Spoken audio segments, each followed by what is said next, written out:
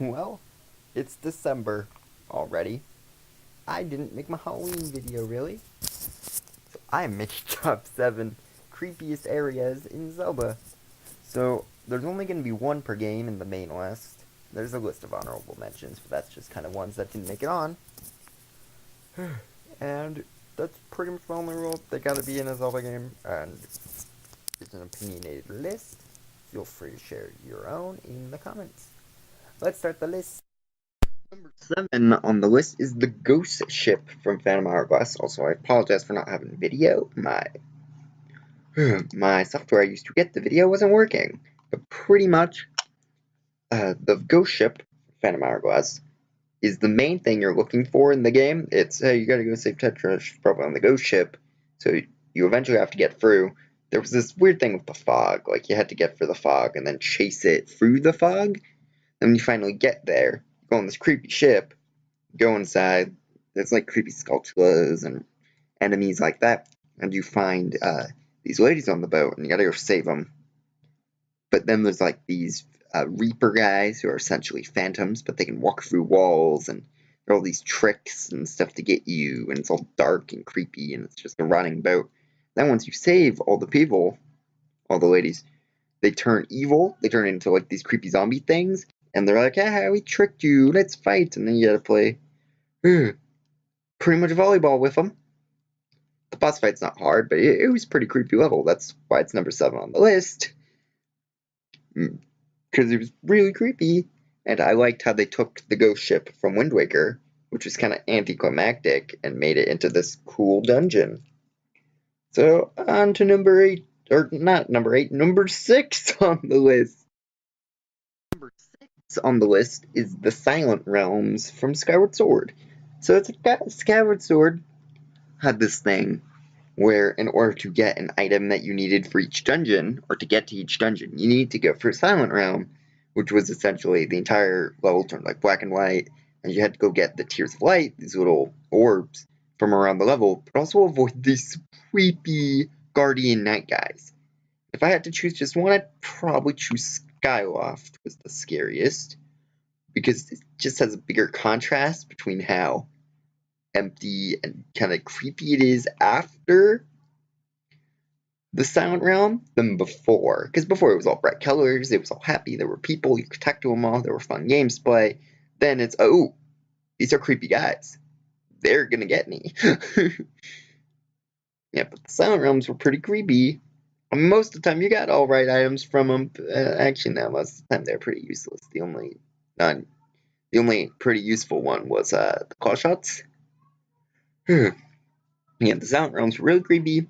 The night guys, there were ones with like swords that would run after you. There were ones that could fly, and they had like lights.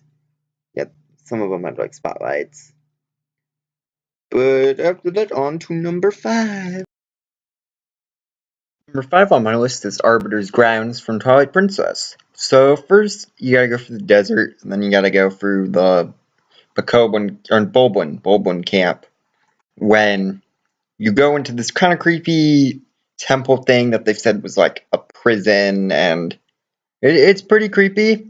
The enemies are, some of them are invisible rat things, and they're skeletons, and you gotta do the whole Poe thing from the Forest Temple in Ocarina of Time, but they look really creepy now. The mini boss is like an invisible sword ghost guy who's really cool. I really liked him.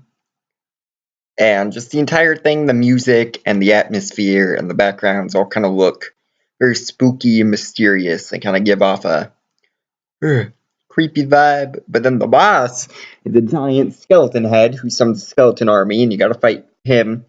But then you have to fight just the head, and it flies after you. And most people say it's like the best fight in Twilight Princess, because it probably is. But after that, you gotta go to the mirror room. And in the mirror room, you get this whole backstory behind it. Like, oh, hey, Ganondorf was pretty much executed here, but survived and then fought everybody. Yeah, it was a cool area. So on to number 4. Number 4 on the list is the Fiplo. I think I'm pronouncing that right. Fiplo Ruins. This place was really neat. There was this big kind of forest area on the map in Breath of the Wild. So you go there, and you find the one entrance you can go into, and it's just this completely dark ruins you have to navigate. You gotta solve this puzzle, which ends in a fight with a Hinox in the complete dark. And this area was super good. It was super mysterious, kind of creepy, because of all the darkness. Like, I wish there were more areas like this in Breath of the Wild. Just kind of cool, mysterious places. The Hinox fight was actually really hard because you couldn't really see. You could just see its big eye chasing you. You had to use like torches to navigate and solve its puzzle. I don't have a whole lot to say about this because compared to the other areas on this list, it's way smaller. But after you beat the Hinox, you get a shrine. I forgot what was in it, but you get a shrine. You access 5 low ruins. However, one thing I liked was the ruins does not light up at the end, so you still can't explore it all. It still stayed dark, which I thought was a really good touch that didn't just light up at the end like I was expecting. On to number 3! Number 3 on my list is the Royal Valley and Royal Crypt from Minish Cap. So I love Minish Cap.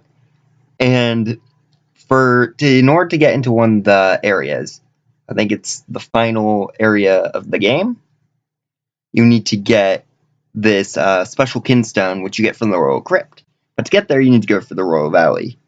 And it's creepy, kind of creepy graveyard forest. First, you gotta go through this Lost Woods type area, where you get lost if you don't follow the signs, and then you gotta, I think, like, fight some crows or something. Dan Pay's there, because it's a graveyard, and then you go to the actual graveyard, and it's haunted by ghosts, nice ghosts and bad ghosts, and you gotta solve some puzzles, get into the crypt. Once you get in there, there's all the creepy enemies, like Gibdos. I don't think that game had re-deads, so no re-deads. Stuff like that. And it was all just pretty creepy.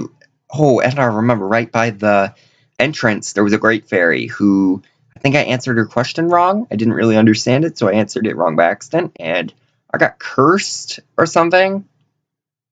Yeah, that was not a fun day. That was not a fun day at all.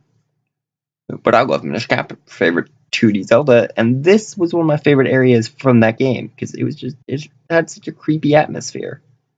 Alright, on to number 2. 2 on the list is Icana region, just the whole region from Majora's Mask. This is a really creepy area in an already pretty creepy game.